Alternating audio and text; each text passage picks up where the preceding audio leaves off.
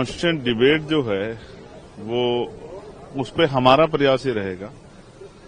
कि आकलन होना चाहिए कि जो सपने संविधान निर्माता डॉक्टर बाबा साहब अम्बेडकर उनके सहयोगियों को रहते संविधान को लेकर जो बलिदान दिया है देश के क्रांतिकारियों ने देश को लेकर,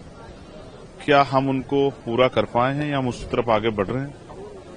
और मैं समझता हूं जब ये एक डिबेट होगी तो बहुत कुछ जो है, क्योंकि देश के कोने कोने से सांसद यहां चुन के आए हैं, तो मैं समझता हूं कि बहुत कुछ देश के सामने आएगा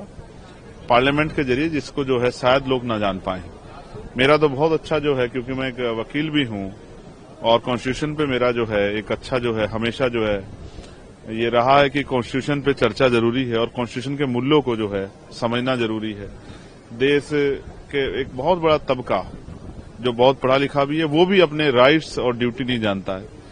तो बहुत कुछ है जिस पे हम लोग चर्चा करेंगे और देश के सामने लाने का प्रयास करेंगे। और मेरा विश्वास है कि ये चर्चा सार्थक चर्चा अगर रही तो इससे नौजवानों को और नई आने वाली जनरेशन को बहुत कुछ जानने समझने का मौका मिलेगा। Cabinet approve one nation one election bill आने दीजिए। मैं जब जरूरी नहीं कि हर चीज का विरोध करूं, जब कोई बिल आएगा उस बिल में क्या है उसके जो क्लोज को जब हम लोग पढ़ेंगे तभी मैं उस पर अपनी टिप्पणी कर पाऊंगा। देख, सुप्रीम कोर्ट ने जो निर्णय लिया कि जो मंदिर मस्जिद के लेकर कोई भी बात है तो उसको नहीं, एक ठहराव जरूरी था और सर्वोच्च न्यायालय की तरफ सबकी निगाह थी। ये ठहराव नहीं होगा तो रोज जो है बुनियादी मुद्दों से ध्यान हटके इसी तरह की चीजों पर चर्चा होती रहेगी और अस्थिरता का माहौल बना रहेगा। मैं सर्वोच्च न्यायालय की प्रशंसा करता हूं कि जो जहां उम्मीदें खत्म होती है सर्वोच्च न्यायालय अक्सर जो है उन उम्मीदों को दोबारा जिंदा रखने का प्रयास करता है। इसलिए सर्वोच्च न्यायालय का धन्यवाद। और भविष्य में भी जो है जाति, धर्म, भाषा, स्थान के आधार पर गैर बराबरी जो हो रही है उस गैर बराबरी के खिलाफ बराबरी का जो है संदेश माननीय सर्वोच्च न्यायालय से आता रहे और इस तरह के जो डिस्टर्बिंग एलिमेंट हैं जो देश का माहौल खराब करना चाहते हैं, देश का माहौल बिगाड़ना चाहते हैं,